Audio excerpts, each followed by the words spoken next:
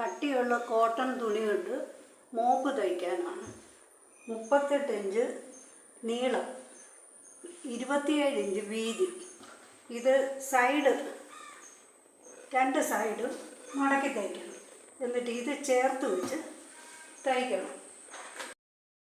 ഇത് ചേർത്ത് വെച്ച് തയ്ച്ചു, രണ്ട് സൈഡും തയ്ച്ച് ചേർത്ത് വെച്ച് തയ്ച്ചു. ഒരു ബ്രഷ് ഇടണം.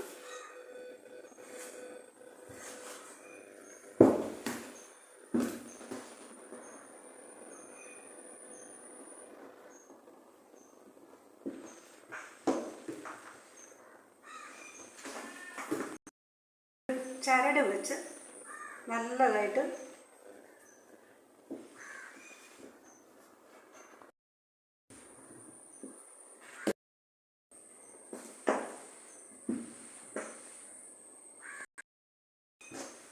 ഇത് ചരടിട്ട് നല്ലതായിട്ട് കെട്ടി